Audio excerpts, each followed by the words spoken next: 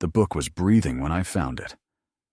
I didn't realize what that meant at first, not until the fog rolled low through the pines and the air tasted like iron, as though the forest itself were holding its breath with me. I'd gone deeper than usual, past the creek and the hollow stump where I used to leave my sketches, chasing nothing more dangerous than silence. The woods had been my only refuge since my mother's funeral.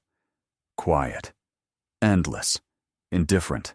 Out there, I could forget the way her perfume still haunted the hallways at home, or the way my father avoided my eyes when he spoke. Out there, the world felt older than grief. But that day, something in it was awake. The first sign was the wind. It moved backward, threading through the trees in strange directions, curling around me like invisible fingers tugging me off the trail. I should have turned back. Every warning my mother ever whispered about the forest echoed faintly in my head. But there was something mesmerizing about the sound. A pulse, deep and steady, like a heartbeat muffled by soil. I followed it past the roots of the black oak that towered in the clearing, its bark slick with moss, its branches heavy with shadows that swallowed the light whole. And there, caught in the roots like an offering, was the book. It shouldn't have been there. No one came this far, and certainly no one would have left something so deliberate. The cover was leather, dark as dried blood, and the surface shimmered faintly as though breathing under my fingertips. When I brushed away the dirt, symbols revealed themselves, curling lines and half-moons that rearranged whenever I blinked, refusing to stay still. It smelled faintly of smoke and salt, and something older than both. My hand shook as I reached for it. The book exhaled, a small sigh that misted in the cold air.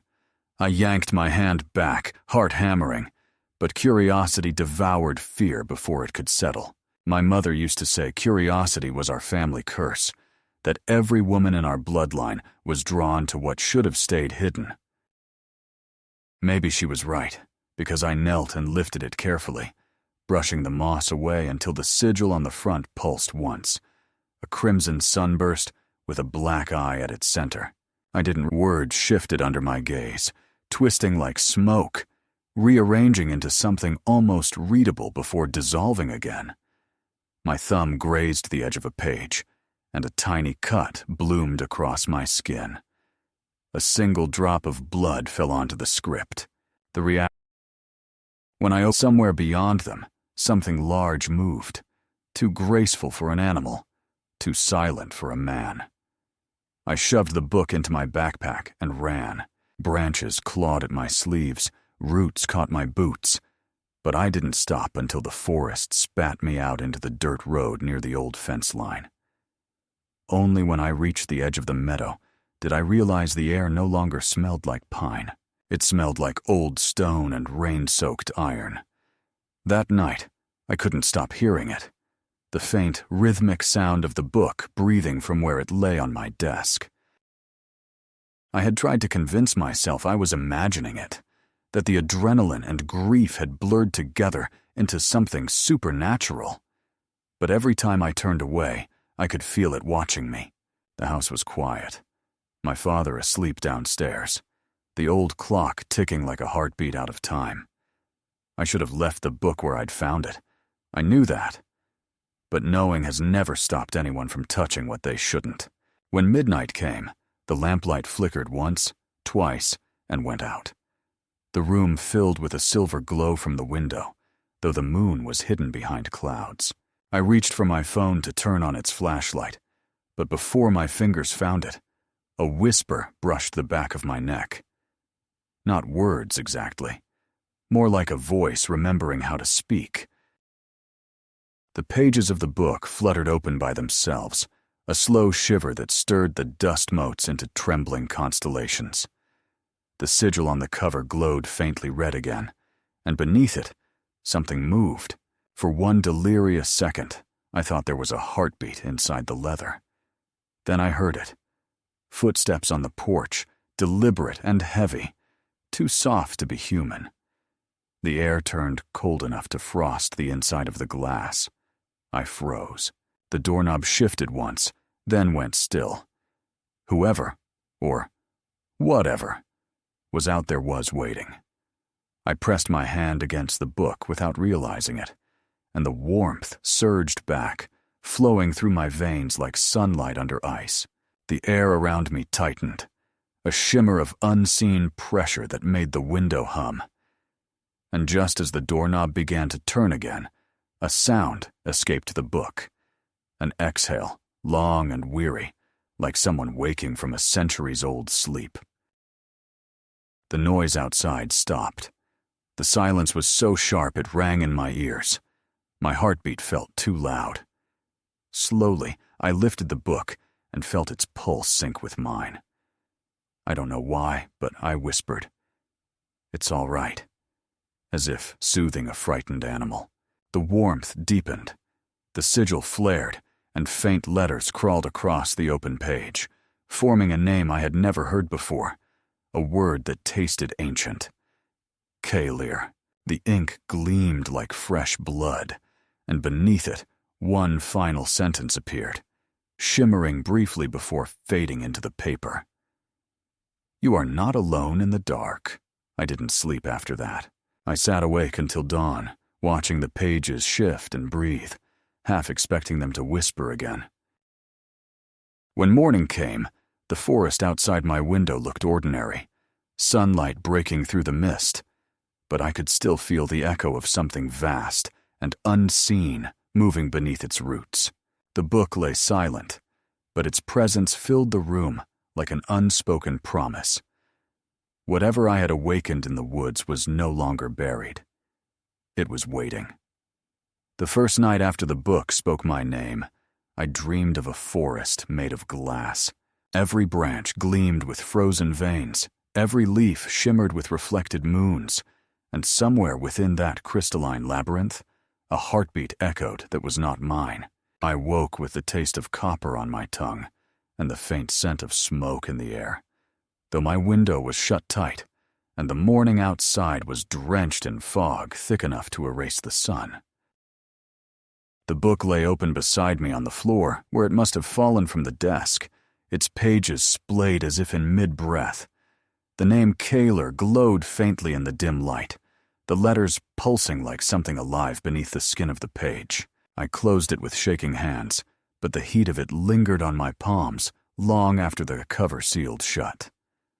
All day at school, I felt it under my ribs, that faint whispering warmth, the sense of being watched from just beyond sight. When my classmates laughed, the sound warped, distant, like voices underwater. By the time I returned home, even the air in the house felt wrong, charged, as if the storm that had been threatening for days had chosen to live indoors instead of breaking across the sky. That evening, my father's car wasn't in the driveway, and I didn't mind. His silence lately had been heavier than any argument, and I was tired of trying to fill it. I made tea, tried to read, tried to forget the forest, but the book on my desk throbbed with a presence I couldn't ignore. The moment I touched it again, the lights dimmed, as if the house exhaled. The first page opened by itself, revealing symbols rearranging faster than I could blink. A frenzy of letters that melted into a single phrase, written in a language that should have been impossible, yet felt familiar. The whisper that followed was low and deliberate, sliding into my mind, rather than through my ears. "Return what you stole." I stumbled back, the mug crashing from my hand, tea scalding my wrist, but the voice continued, calm as the eye of a hurricane. "You woke what was meant to sleep. Bring it back to where you found it." The words carried a pressure that made the air ripple. Then the house went silent again, too silent, the kind of stillness that comes right before something breaks. When the first knock came, it was soft, polite even, a gentleman's request on a graveyard door. I froze at the foot of the stairs. The second knock was harder, The third nearly shook the frame.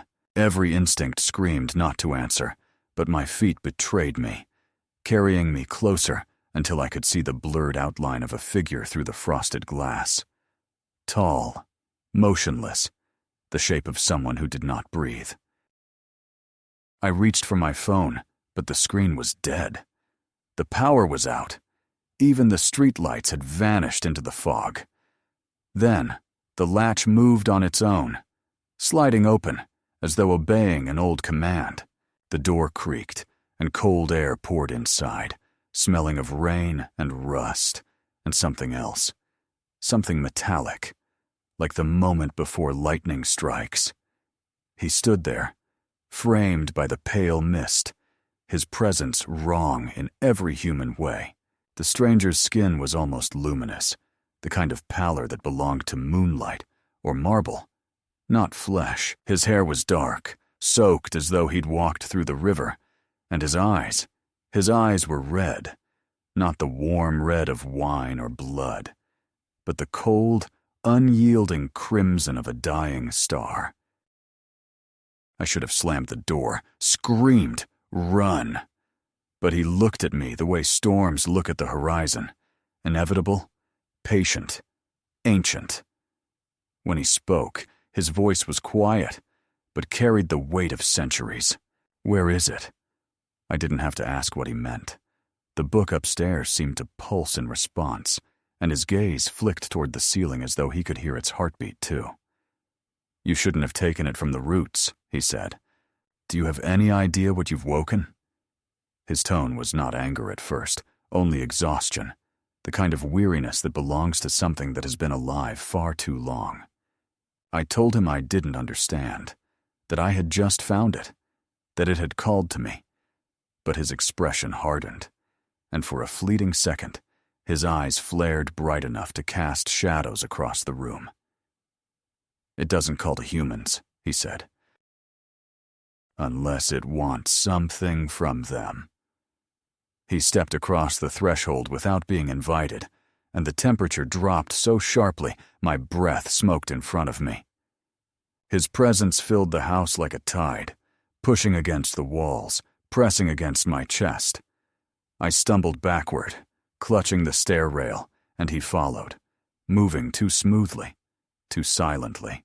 "Give it to me," he said again, "before it decides to finish what it started." I ran upstairs, the floorboards groaning beneath my weight, the sound of his footsteps impossibly close behind. When I reached my room, the book was already open, its pages turning furiously as if searching for something. The sigil glowed, throwing red light across the walls. The stranger stopped in the doorway, and for the first time, he hesitated. "You've bound yourself," he whispered, half to himself. "Foolish child." He looked at me with something between pity and rage. "It's too late now." When he stepped closer, the air trembled, the pages of the book lifting in a spiral. I shouted at him to stop, that he was scaring me, but he didn't answer. His hand reached out, the air crackling where his skin passed. "You don't understand what that thing is," he said. "It's not a book, it's a seal, my prison, my oath. Your blood unlocked it." I felt the wall against my back and nowhere left to move. "You're lying," I said, though my voice shook so hard the words barely made it out. "You're trying to scare me into giving it to you." He smiled, and it was not kind. "If I wanted to scare you," he said softly, "you would already be on your knees." Lightning flashed outside, and in that instant, the truth revealed itself in his reflection, or rather, in the absence of one. The mirror on the far wall showed only me, trembling, pale, with nothing behind me, though he stood only a few feet away. My stomach turned to ice. He saw where I was looking, and did not bother to hide what he was. "Now you understand why I guard it," he said. "It contains the last remnants of the sun our kind betrayed. I was bound to keep it safe from both mortals and monsters. But you—" His voice faltered. and his gaze fixed on my wrist, where the cut from the forest had reopened. The drop of blood gleamed brighter than any flame. He inhaled sharply, and for a terrifying moment his composure cracked. "The Codex chose you," he murmured. "Why would it—" He stopped, his expression shifting to something unreadable. The house groaned as thunder rolled overhead, and all the lamps flared to life at once, though the power had never returned. The light hurt his eyes. He recoiled instinctively, fangs flashing like shards of glass. I didn't move. Something inside me, maybe the same reckless spark that had driven me into the forest, made me step between him and the book. "If it's dangerous, then help me understand it," I said, surprising even myself. "Don't just take it and vanish. It found me. Maybe there's a reason." He stared at me for a long, unbearable silence, as if weighing the worth of my words against centuries of instinct. Finally, he lowered his hand. The air loosened, though the tension remained. "You are out of your depth," he said quietly, but his voice lacked its earlier certainty. "Your reason will get you killed." He turned toward the door, his outline blurring slightly, as though the fog itself was trying to reclaim him. "What are you?" I asked. The question slipped out, trembling but honest. He paused, glancing over his shoulder. "A relic," he said. "A guardian bound to a dead promise." Then he was gone, the sound of him dissolving into the rain that had begun to fall outside. The lamps dimmed again, and the house returned to its ordinary silence, except for the steady thrum of the book on the desk. I didn't chase him, but I knew this wasn't over. In the reflection of the window, where the storm clouds moved across the sky, I thought I saw eyes watching from the tree line, crimson and patient, as if waiting for me to make my next mistake. The following days unfolded in a haze of sleeplessness, like time itself had become hesitant to move forward, while the world watched to see what I would do next. The book remained on my desk, closed yet alive, its pulse faint but insistent, a heartbeat that didn't belong to me but had somehow woven itself into mine. I tried to ignore it, to drown it out with the noise of ordinary life. But ordinary life had become impossible. Streetlights flickered when I walked beneath them, mirrors fogged over when I looked too long, and dreams bled into waking hours until I could no longer tell which was which. At school, people asked if I was ill, and I laughed because illness seemed too small a word for what was happening to me. Every night I expected him to return, the pale figure with eyes like dying stars, and every night I both dreaded and longed for it. When he finally did, it was not in the form of a knock or a whisper. It was through the scream of breaking glass. I woke to the sound of the window shattering, shards scattering across the floor like falling stars. The wind that entered wasn't natural. It smelled of old blood and cold iron, sharp and ancient. I sat up, heart pounding, and saw the book open by itself again, pages flapping wildly as if caught in a storm no one else could feel. Then he was there, Kalir, though I hadn't known his name until I heard it on his own breath, as if the sound of it might anchor him back to this world. He was drenched in shadow, but his expression was different this time. Not anger, not arrogance. Fear. Thinly masked and directed not at me, but at something unseen behind him. "You need to leave," he said, his voice low but urgent.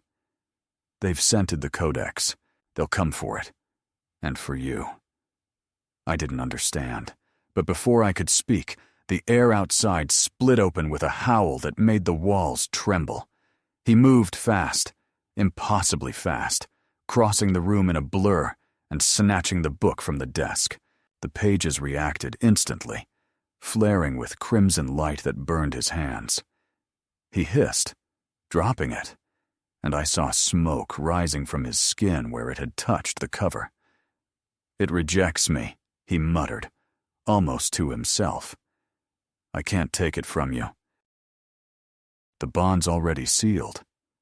He looked at me then, truly looked, and for the first time I saw something in those red eyes that wasn't just hunger or wrath. It was resignation, the weary recognition of fate. "Listen to me, girl," he said, his voice trembling with a kind of desperation that didn't suit him. "That book is more than it seems. It's the remnant of the first fire, the heart of the sun before my kind extinguished it. When your blood touched its page, you reignited what was never meant to burn again." I wanted to ask him what any of that meant, but the sound outside grew louder, closer, an inhuman chorus of snarls and whispers that slithered through the cracks in the walls. The lights flickered, and for an instant, I saw shadows moving independently of their owners, long and thin and hungry. Kylir's eyes narrowed. "They're already here." He tore the curtains down and drew a circle on the floor with the edge of his nail, tracing a symbol that glowed faintly blue. The moment it was complete, the noise dulled, as though the air had thickened into glass around us. I was the day beneath the surface. When you touched it, that curse shifted. You became its center. Now, as long as you live, I live. If you die, I die with you. His tone made it sound less like protection and more like imprisonment. I wanted to deny it, to tell him to take it back, to unbind whatever tether now existed between us. But the house shuddered again, and the smell of rot and ash flooded the air. "They're inside," he said, his voice low and calm in a way that made me more terrified than if he had shouted. "Stay be—" It wasn't like Kylir. It was feral, its movements jerky, its hunger unrestrained.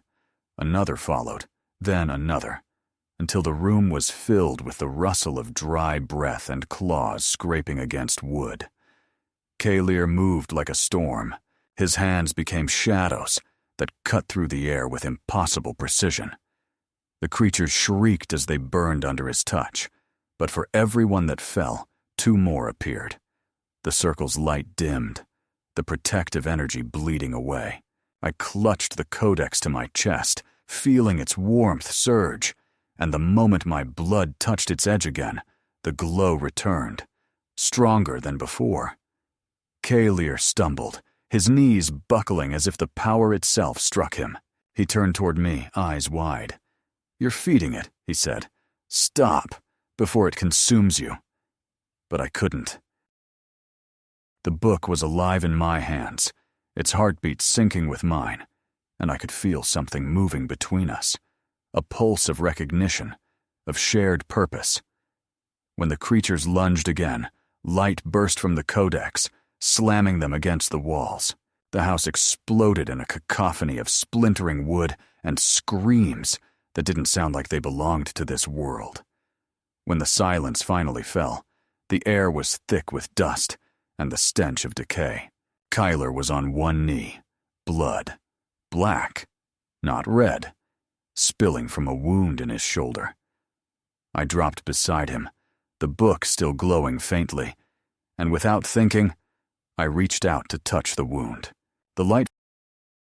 When he looked at me again, the fury was gone, replaced by something gentler and far more dangerous. Recognition. "You shouldn't have been able to do that," he said. "No mortal can heal my kind." I didn't know what to say, so I said the only thing that felt true. "Then maybe I'm not just mortal anymore." He laughed again, softly this time, and the sound carried a sadness I didn't understand. "Perhaps not," he murmured. "The codex has marked you. Its power runs through your veins now, and I—" He hesitated, as if the next words were difficult to admit. "I can't harm you. I can't even leave you. The bond is sealed." I stared at him, the weight of his confession sinking in. "So what happens now?" I asked. He looked toward the broken window where dawn was beginning to gray the sky. "Now, I protect you," he said simply, "until the Codex decides it no longer needs either of us." The weeks that followed blurred together in a strange rhythm of fear and uneasy companionship. Kaler stayed close, always in the corners of rooms, always half-shadow, watching without speaking unless necessary. The attacks didn't come again, but I felt their presence lurking at the edge of every night, waiting. He taught me how to sense them, how to listen to the silence between heartbeats. He told me stories about the old world, of when vampires were still children of light, before pride turned them into creatures of hunger. He said the Codex had been written by the last queen before she vanished, a record of the light her people destroyed. As he spoke, his voice softened, and for the first time, I glimpsed the man he might have been before eternity hardened him. Sometimes, when the lamplight caught his face, I could almost forget the fangs, the coldness of his skin, the centuries in his eyes. Yet, there were moments when the bond between us pulsed so strongly that it frightened me. I would wake in the middle of the night with the taste of blood in my mouth and find him standing at the window, his hand pressed against his chest, as though feeling my heartbeat inside him. Once I asked what it felt like, and he said, "Like drowning in someone else's soul." I didn't know whether to be terrified or moved. We existed in that fragile space between predator and protector, between fear and something that was beginning to resemble trust. And though neither of us would say it aloud, we both knew this connection had already rewritten the laws that governed our worlds. When he left one evening to hunt the remnants of the feral pack that had attacked, I found myself waiting for him. Restless, the Codex whispering softly from the desk as though sharing secrets only I could hear. When he returned, the blood on his hands wasn't his own, but his eyes were different, haunted, conflicted. "It's begun," he said quietly. "The Council knows you exist now. They'll come for the book, and for you." His gaze lingered on me, unreadable, and when they do, I'll have to choose between my oath and my will. I didn't ask what he would choose. Somehow, I already knew. The night we fled the town felt like the world itself was erasing our footprints. Mist swallowed the roads. The moon bled pale light through a sky that looked bruised, and every sound seemed too loud, too alive. Kaler walked ahead of me without speaking, his black coat moving like part of the fog, his posture restless with instincts he could no longer suppress. The Codex was wrapped in a blanket pressed to my chest, still pulsing faintly, its warmth the only proof that something divine or monstrous lingered inside. I hadn't seen another living soul since the attack at my house, but the silence wasn't safety. It was the kind of silence that waits, heavy with the knowledge that pursuit is inevitable. Keeler didn't need to tell me what hunted us. I could feel them in the distance. The other vampires, the ones he once called kin, drawn by the scent of a book that was never meant to breathe. When he finally spoke, his voice was quiet, but sharp enough to cut through the fog. "There's an abbey not far from here, built before your kind learned to name the stars. Its stones remember old magic. We'll be safe there for a while." We reached it near dawn, the first gray light spilling over a hill crowned with broken arches and ivy that glowed faintly silver in the mist. The abbey looked abandoned, a skeleton of devotion left to rot under centuries of rain. But when Kalir touched the rusted gate, symbols flared across its surface, glowing the same color as the sigils on his skin. "It still recognizes me," he murmured, more to himself than to me, and for the first time, I heard something almost human in his tone. Nostalgia, maybe, or regret. Inside, the air was colder, but not lifeless. Candles burned on the altars, though no one had lit them. their flames bending toward the codex in my arms as if drawn to its heart. I felt safer and more exposed all at once. Kaler began to speak as he moved through the ruined halls, his voice echoing against the stone in a rhythm that sounded like a prayer recited too many times. "This was where I was bound to the codex," he said, "before I became what you see. There was a council then, a gathering of 12 who believed that light could be caged, that immortality could be purchased with sacrifice. I was their blade, their sentinel. I killed for them until the day I refused to burn the last of the sun's books. They made me its guardian instead, cursed me to watch over what I couldn't destroy."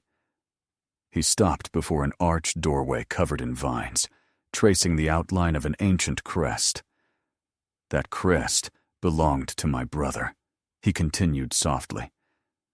"Vizrin, he was the one who ordered the curse. Now he leads those who hunt us." The name settled between us like a drop of ink in water, spreading darkness through everything it touched. I wanted to comfort him, to say something that could soften centuries of betrayal, but words felt meaningless in the face of eternity. Instead, I asked what the Codex truly was, why it mattered so much that both humans and vampires would kill for it. He looked at me then, and for the first time since I'd known him, his gaze was uncertain. "It's memory," he said. "A record of what we were before we became predators.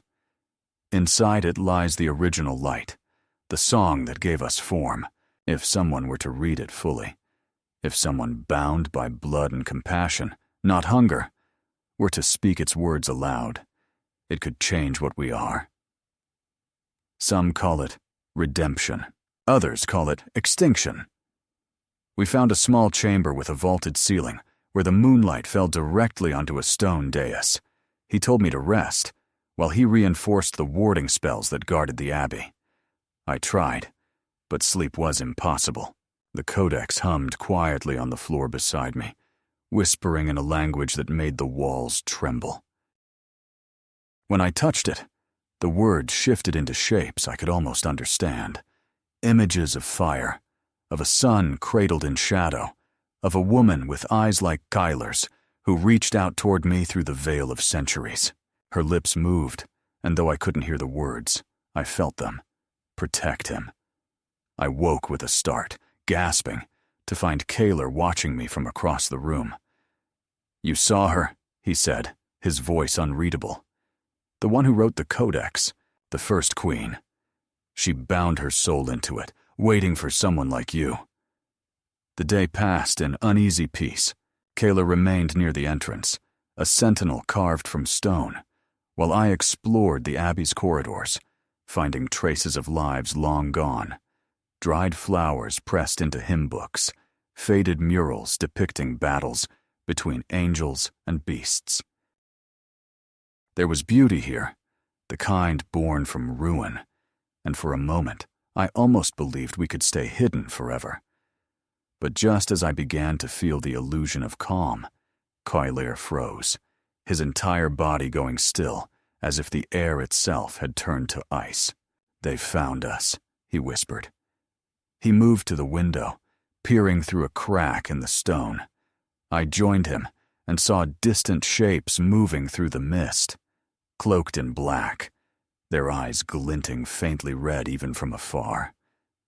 "Vezrin's scouts," he said. "They'll call the council before nightfall." Panic clawed at my chest, but Kyler's calm steadied me. "The abbey is sealed," he said. "No creature of shadow can enter without permission." Yet his tone betrayed a sliver of doubt. "There's another way," I said quietly. "If the Codex's purpose is to heal what's broken, maybe we can use it to make them see reason." He laughed softly, though there was no mockery in it. Reason died the moment immortality became our god. He turned toward me, eyes dark but earnest. "Mara, understand this. The moment Vezrin knows you live, He will see you as a threat to everything our kind has built. He'll burn the world to keep the old order intact. You must not speak to him." I wanted to believe him, but something inside me rebelled at the idea of running forever. "You said the Codex chose me," I reminded him. "Then maybe it chose me to end this." He shook his head. "You don't understand what that means. To end this would be to end me as well." The words fell between us, heavy and unintentional, and neither of us spoke after that. As the sun set, he drew a warded circle around the dais and told me to stay inside it.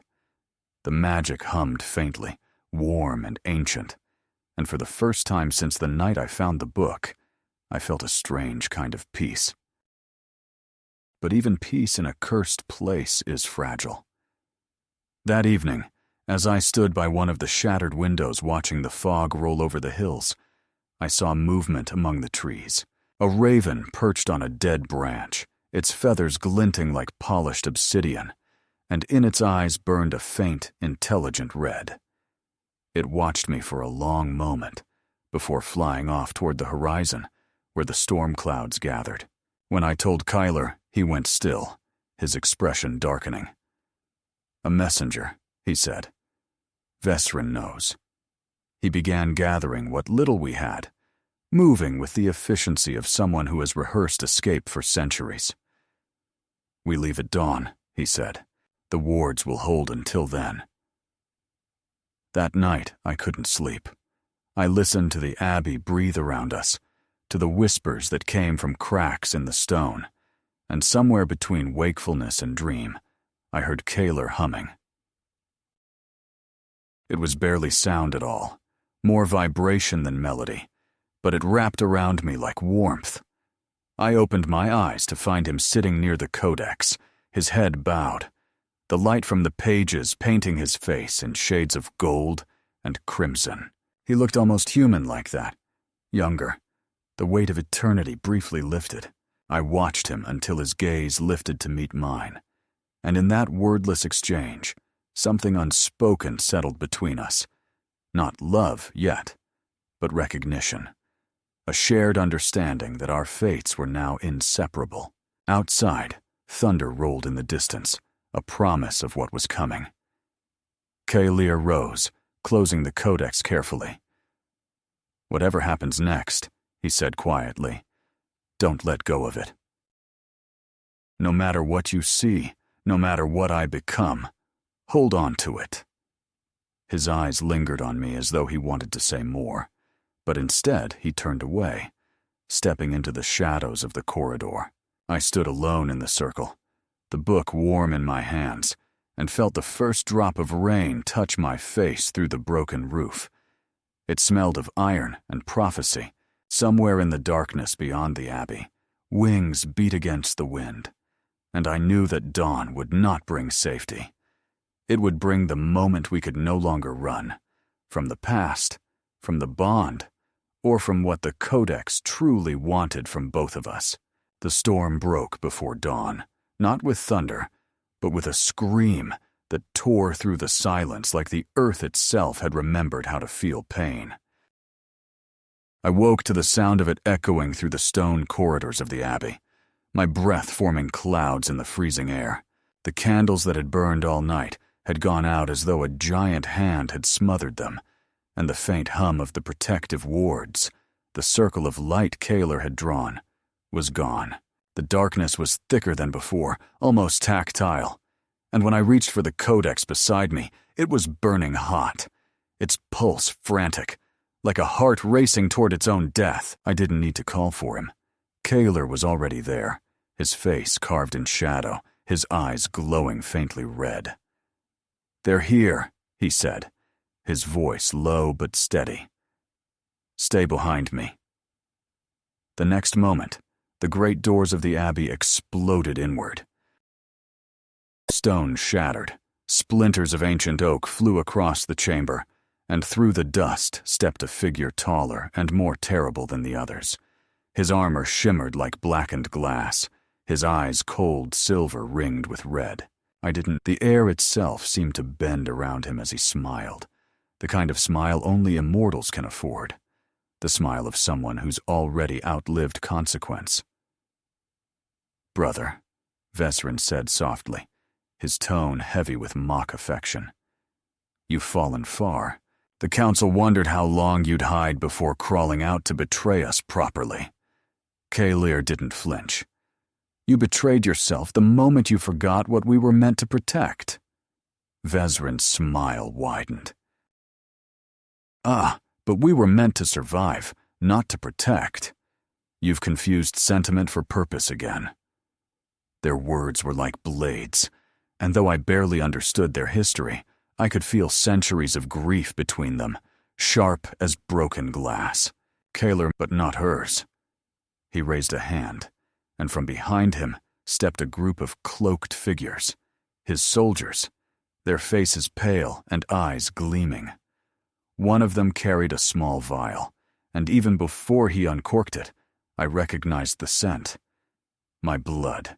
The soldiers surged forward, their movements impossibly fast, their bodies blurring into streaks of darkness. Kalar met them head-on, and the collision sounded like thunder in confined space. I could barely keep track of the chaos. It was like watching storms collide.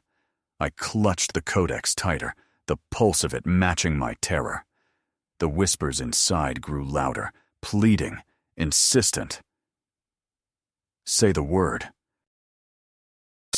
"You're the human," she said, her voice velvet over venom. The book glowed brighter, feeding off her pain. Kalir saw and shouted something in a language that made the walls quake, but the soldiers pressed him harder, forcing him to the ground. The codex grew hotter until it seared through the fabric of my cloak, fusing to the skin of my hands. I stumbled into what must have been the Abbey's chapel, the moonlight pouring through the broken roof like liquid silver, pooling across the cracked stone floor. There, beneath the shattered altar, the shadows gathered. Vesrin stepped out of them, his armor gleaming with reflected moonlight. "You run like her," he said, almost kindly. "The queen who wrote that book. She ran too once, before she learned that mercy is just another form of weakness." His gaze drifted to the codex, and the temperature in the room dropped until frost began to bloom along the stones. "You've opened it, haven't you? You can hear it. You could end our kind with one word from that thing's pages." His tone softened, almost coaxing. "Give it." Shadows tangled with light as their blades collided, each strike shaking dust from the ceiling. I wanted to run to him, to help, but the codex was pulsing again, the whisper turning into something that wasn't language but sound, music, ancient and mournful. The sigil on its cover began to spin, the red light deepening to gold. I heard Kalir shout my name, but the sound was drowned in the roar that followed. Vesrin struck him hard across the chest, sending him crashing into the altar. The sight of him falling like that did something to me, something I couldn't explain. The codex's pulse synced with the beat of my heart, faster, faster, until the air itself seemed to shatter.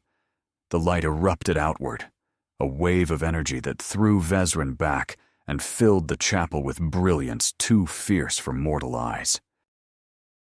I heard him snarl, a sound not of pain, but of fury, as he shielded his face. The book lifted from my hands, pages flying open as symbols of light spilled across the air like burning constellations. The voice that followed wasn't mine, but it used my throat, my breath. It spoke words I didn't know I knew, syllables older than sunlight. The codex responded, and from its pages, fire and shadow intertwined, forming a sphere that surrounded me. The heat was unbearable, the air crackling, and yet I felt calm, as though I were standing in the center of a storm meant only to destroy everything but me. The feral soldiers who had followed Vesrin into the chapel tried to cross the light, and their bodies disintegrated before their screams could even begin. Kalir rose, his wounds closing almost instantly, eyes wide with disbelief. "Mara," he said, awe and terror woven into my name. "You're awakening it! Stop before it burns you alive!" But I couldn't stop. The Codex's voice was inside me now, and it was no longer a whisper. It was a command, a plea, a prayer all at once. The air smelled of lightning and dust, and for one brief second, I saw the ghost of the Queen again, her hands outstretched toward me. "Protect him," she said, the same words as before. When Vezran staggered to his feet, fury twisting his features, I understood what she meant. He drew a blade of pure darkness and lunged, but I was faster. The light from the Codex surged through me, not as a weapon, but as instinct. I moved without thought, stepping between him and Kalir. The blade pierced my chest before I even realized what I had done. Time fractured. I heard Kalir scream as though from a great distance, felt the Codex fall from my hands and strike the floor. My blood hit its cover, and the book reacted with a force that split the air apart. A shockwave of crimson fire rippled through the abbey, and everything living, or unliving, was thrown to the ground. The wound burned, not with pain, but with light. And for a moment I thought I saw inside my own soul an ocean of stars, a song without sound, endless and terrifying. Kalir caught me as I fell, his hands shaking as he pulled me close. "Why?" he whispered, his voice breaking. "Why would you do this?" I tried to speak, but the words wouldn't form.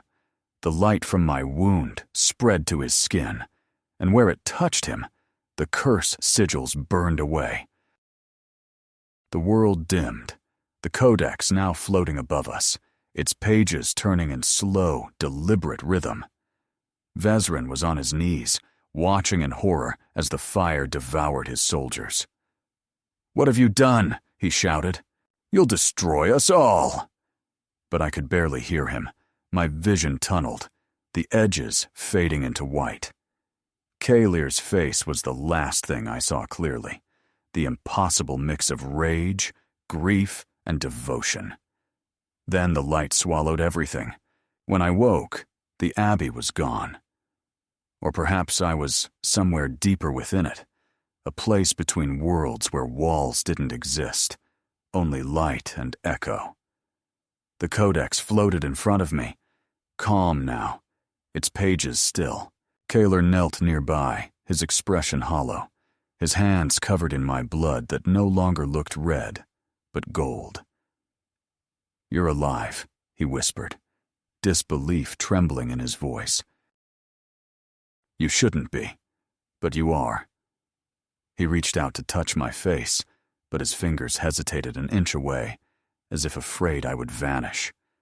"You changed it," he said. "You changed everything."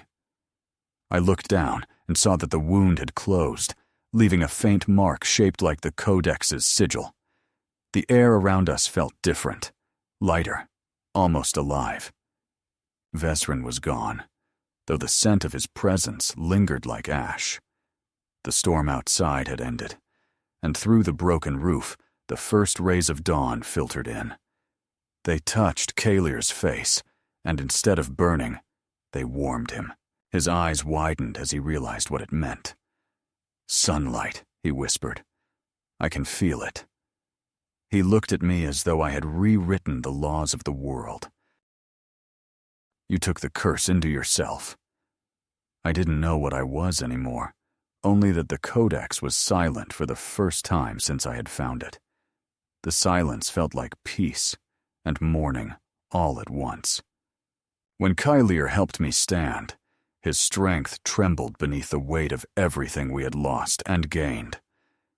The abbey was no longer a ruin, but a cathedral of light and shadow fused together, living stone, breathing with ancient energy. The Codex hovered between us, its glow fading as if satisfied, before sinking slowly to the ground. "It will sleep again," Kalir said quietly, "until it's needed once more." I reached out and touched the cover one last time. The warmth was gone, replaced by a stillness that felt like farewell. Somewhere in the distance, thunder rolled, not of storms, but of change. I knew the council would come again, and Vezrin would not rest, but something fundamental had shifted. The curse of eternal night had cracked, and through that fracture, light was beginning to bleed. The sun rose for the first time in centuries over a world that was not ready to see it.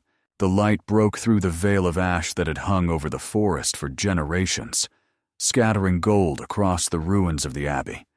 And when it touched the shattered stones, it did not burn them. It made them bloom. Vines burst from cracks, white flowers spiraling upward, as though the earth itself had been waiting for permission to breathe again. I stood in the middle of it, my body trembling under the weight of life and something else, something too vast to name. The mark on my chest where the blade had pierced me still glowed faintly. The shape of the Codex's sigil now burned into my skin, but it didn't hurt anymore. It pulsed softly, like a second heart that didn't belong to me, but had decided to stay. The Codex itself lay open on the altar, silent and inert, its pages fluttering in the new wind. Kalir stood beside it, his eyes lifted to the sunlight that spilled through the broken roof. He was motionless, as though afraid to believe what he saw, but I could see the tremor in his hands, the disbelief slowly giving way to awe. "I can feel it," he whispered, his voice fragile, almost human. "It doesn't burn." He stepped into the beam of light, and where once his skin would have blistered and blackened, now it gleamed like marble kissed by gold. For the first time since I'd known him, he looked alive. The sharpness in his face softened, his eyes reflecting not blood-red hunger, but the faintest hue of amber. He turned to me slowly, wonder transforming into something more dangerous. Hope. "You've done it," he said. "You've broken the curse." I wanted to believe him, but even as I opened my mouth to answer, the air shifted, the warmth of the dawn curdling into something cold and metallic. The shadows along the walls began to move again, gathering like smoke, and out of them stepped the last thing I expected to see. Vezrin, his armor cracked, his eyes burning brighter than ever. He should have been dead, swallowed by the Codex's fire, but immortals rarely obeyed the rules of death. His presence dimmed the light, the flowers curling in on themselves as though retreating from his touch. "You always were the sentimental one," he said to Kalir, his voice jagged, raw with fury. 1,000 years of penance, and still you think redemption is a gift to be handed to mortals. His gaze fell on me, and for a heartbeat, I saw pity in it. But it was the pity of a predator for the prey that dared to love the hunter. "You've undone everything," he said softly. "Do you understand what happens when darkness forgets to fear the sun? There will be chaos. The balance will shatter. We were meant to be the shadow, so your kind could live in the light. You've erased the difference." Kalir moved in front of me, his body tense, his voice steady. "No," he said. "We were meant to guard the light, not destroy it. She's not the end of our kind. She's the beginning."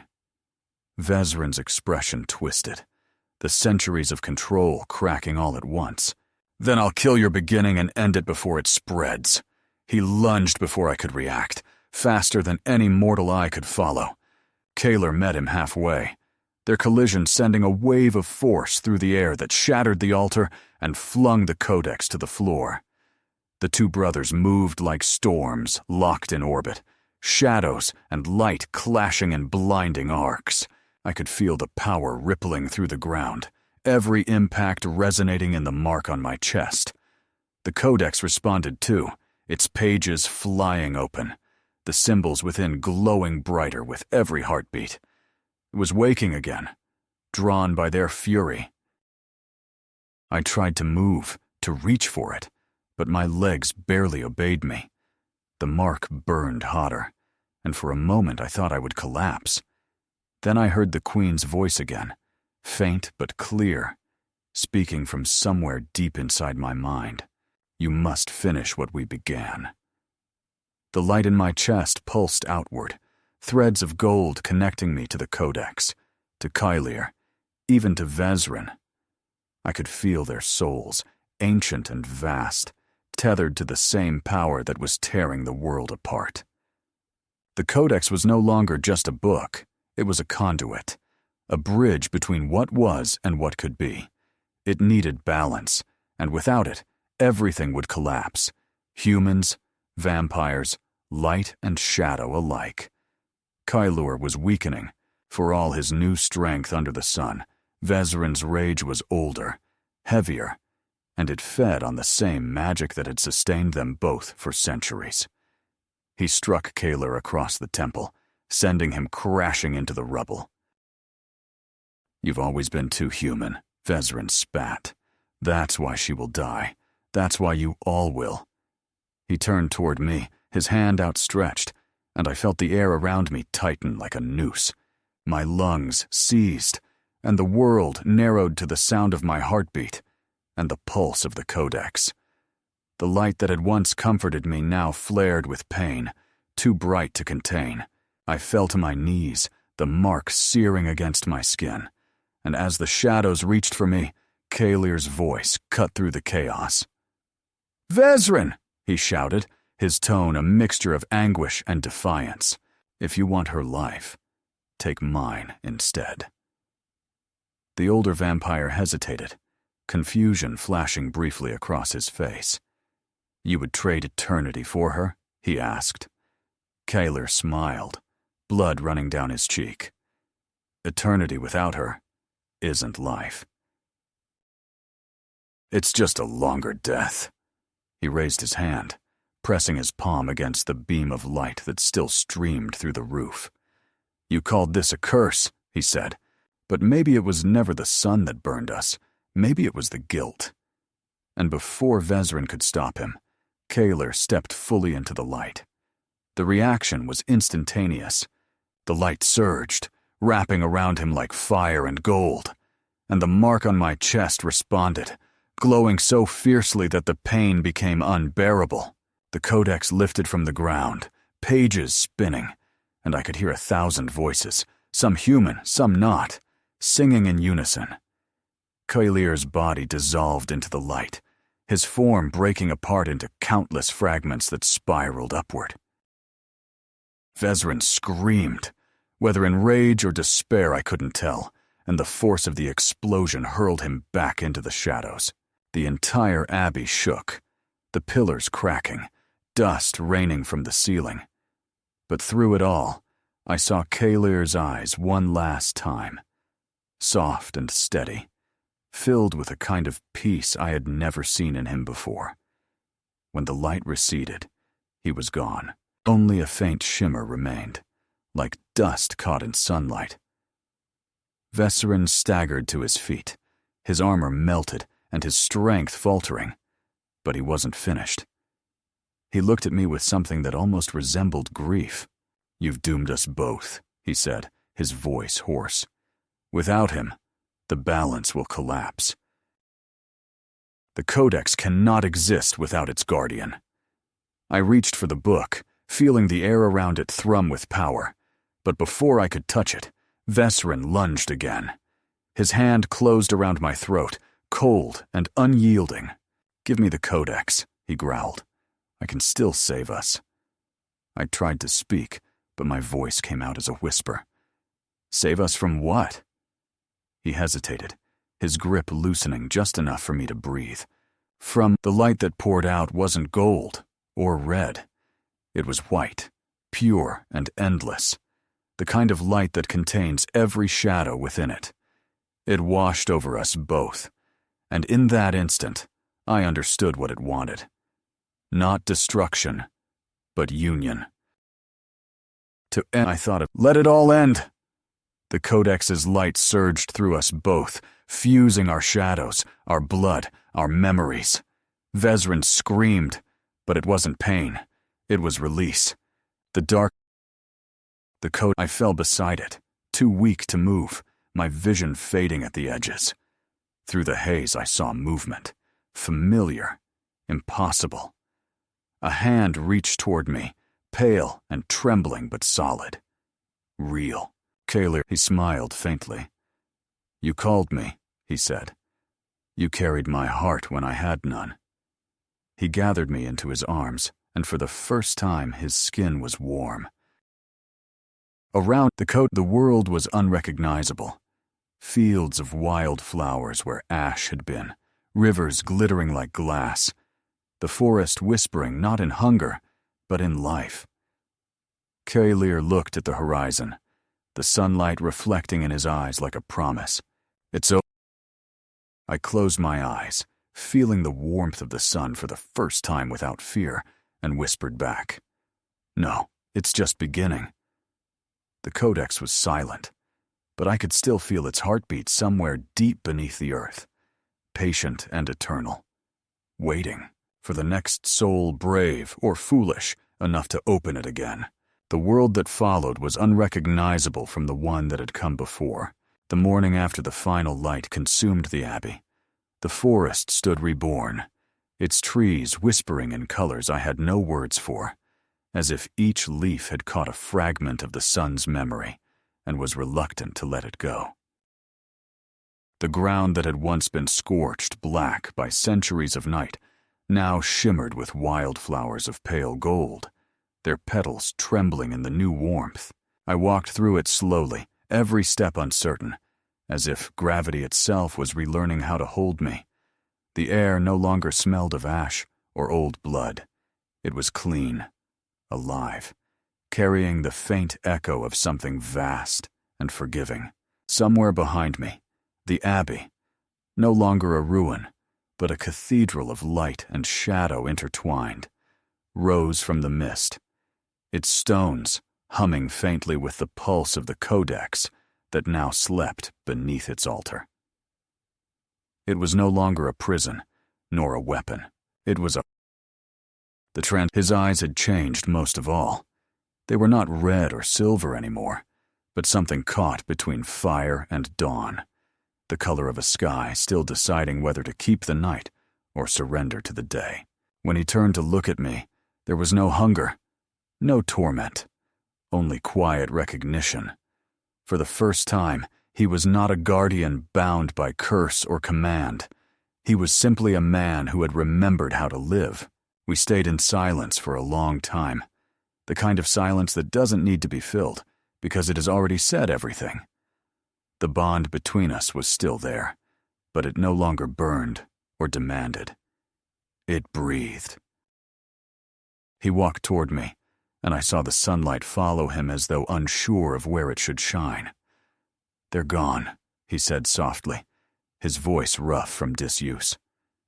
The old ones, the council, Vezrin's order. When the Codex sealed itself, their power went with it. The curse that made them what they were unraveled. He hesitated, as though afraid to say the next part aloud. Some may survive, changed as I was, but the hunger, the endless thirst, it's gone. His hand brushed the trunk of a nearby tree, and the bark responded to his touch with a faint shimmer of light. It's strange, he added, to touch the world and not fear it breaking. I wanted to tell him how strange it was for me, too, to breathe without the weight of prophecy, to feel alive and not bound by something ancient and unseen. But words were too small for what had been undone and remade. Instead, I reached for his hand. The warmth that met mine was steady and real, pulsing with the same quiet rhythm as the mark on my chest. What happens now? I asked. He smiled faintly, though there was still sadness in it. Now we learn what comes after salvation. He looked toward the horizon, where the sun was climbing higher, its reflection stretching across the river that wound through the valley below. For so long, we defined ourselves by what we feared. Maybe now, we can learn who we are without it. We walked together to the edge of the forest where the village used to be. The ruins had transformed as well. Houses that had collapsed under neglect now stood repaired, their roofs glinting in the light. People had begun to return, drawn by some instinct that told them the darkness was gone. I saw them from afar, farmers, children, elders, each one stepping carefully into the day, as though testing whether it would vanish if they looked too long. They didn't recognize me, not anymore. To them, I was a stranger carrying a memory of fire and silence. I didn't mind. Perhaps I was. The life I had before, the girl who wandered the woods to escape her grief, was gone. What remained was someone new. Someone forged between blood and light, bound to a man who had once been a myth. That evening, when the sun dipped below the horizon, it didn't vanish into darkness. The sky turned a deep violet threaded with silver, and soft light lingered, neither day nor night. Coilier said it was the new balance, the Codex's final gift to the world. No more endless night, he said. No more burning dawn. He looked at me then, and his expression softened into something fragile and true. We're its proof. He touched the mark over my heart, the symbol that had once burned me, now nothing more than a faint shimmer under my skin. You carry the last of it, he said, the bridge between what was and what must come. I wanted to ask if that meant I would live forever, but I already knew the answer. I was mortal still, but touched by something that would not die with me. The Codex would not need to awaken again unless the world forgot this peace. As night fell softly around us, the stars emerged brighter than I had ever seen them. Coilier tilted his head back, his expression distant, reverent. I remember this, he murmured. Before the hunger. Before the curse. The sky looked like this. His voice broke slightly, and I felt the weight of his centuries in that sound. I took his hand again, and whispered, Then don't remember. Just see it. He smiled at that, and for the first time it reached his eyes. We stood there until the first light of the eternal twilight washed over the fields, neither of us speaking, both knowing that what had bound us was no longer duty or destiny, but choice. In the days that followed, we built what remained of our lives from the ruins. The Abbey became a sanctuary for those who sought peace, human or otherwise. They came from distant lands, drawn by rumors of a dawn that never burned. Some found healing, others redemption. The forest, once a place of fear, became sacred ground. And sometimes, when the wind moved through its branches, I could still hear a faint hum, the heartbeat of the Codex deep beneath the roots, content to sleep as long as we remembered what it had cost to bring back the light. Years later, when time had softened the edges of memory, people began to tell stories again, of the girl who found a book in the woods, of the guardian who walked in daylight, of how the world changed because compassion refused to die. They called it legend, and perhaps it was. But whenever I stood beside Coilier at the threshold of the rebuilt abbey and watched the twilight shimmer over the valley, I knew it was real. The world had healed, not perfectly, not completely, but enough. And in that imperfection lay its beauty. On the last morning of that first New Age, Coilier stood by the river, the water reflecting the colors of the endless dusk. I joined him, the breeze carrying the scent of rain and new blossoms. Do you ever miss what you were? I asked. He didn't answer right away. Sometimes, he said finally. But then I see the sun, and I remember what we almost lost. He turned to me, his eyes bright. We were never meant to live forever. We were meant to change. He reached for my hand again, the warmth of it grounding me to the earth that was finally alive beneath our feet. Together, we walked into the light that was neither day nor night, carrying the silence of everything that had been redeemed. And somewhere, far below the earth, the codex pulsed once, slow, steady, eternal, before sinking back into dream. The world exhaled, the balance held,